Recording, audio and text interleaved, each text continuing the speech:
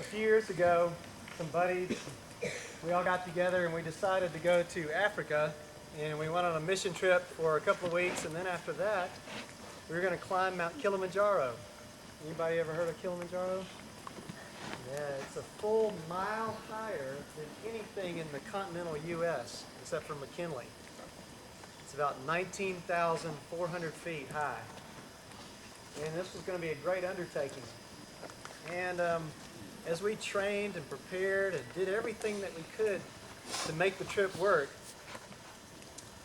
one thing that we didn't factor is that what if somebody of our team, our tight-knit group of guys, what if somebody can't make it? What will our choice be? To leave them there so that we can still bask on the summit and say we climbed it? Or to all decide not to go if we can't all go as a team? Well, we started deep in the dark jungles. We went up through coffee plantations and bananas, and we saw monkeys, and we saw all kind of wildlife. We worked our way up through the muddy trails, and finally we got into the highland plateaus. When you climb Kilimanjaro, you go through, I think, like 6 or 7 climatic zones as you ascend in altitude. We worked our way up. Finally, we got about day 4 or 5, we were at 16,500 something feet. Well, one of the guys on our team got really sick with altitude sickness, and it's really had nothing to do with his fitness or his preparation or anything. Just some people get really affected by the altitude. And he was throwing up and really sick and feverish. And we had to decide if we would push for the summit that night. We were supposed to leave around midnight, or whether we would keep our team together.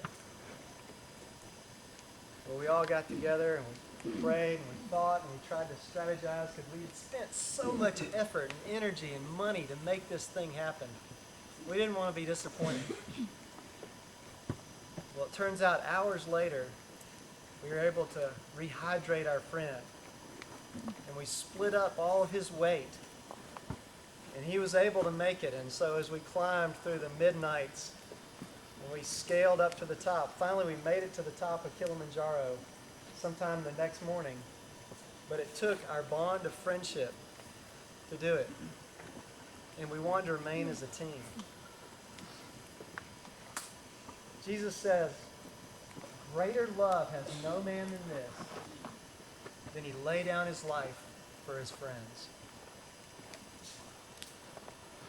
It's kind of one of those weird paradoxical statements. A paradox is like, it's something that's kind of upside down thinking. Kind of like to lead is to really serve.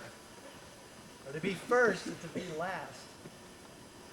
You know, it doesn't make sense to us.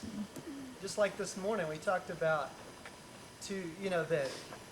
that thankfulness isn't just a happy, cheery emotion, but thankfulness is a choice that I make, regardless if my circumstances stink or not.